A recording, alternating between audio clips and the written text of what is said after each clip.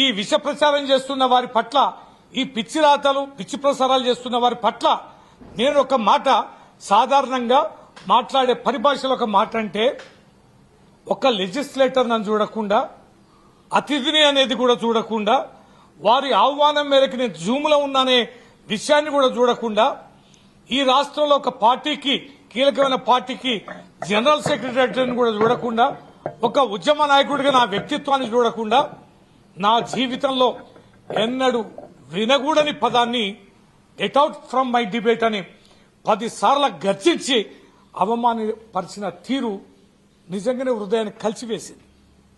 ఎప్పుడూ అవినీతి అక్రమాలకు పాల్పడ్డ వాళ్ళం కాదు. వందల వేల టీవీ డిబేట్లలో గాని, మీడియా సమావేశాల్లో గాని మాట తూలింది లేదు. అన్పార్లమెంటరీ లాంగ్వేజ్ నేను ఎక్కడ వాడిన సందర్భాలు కూడా లేదు.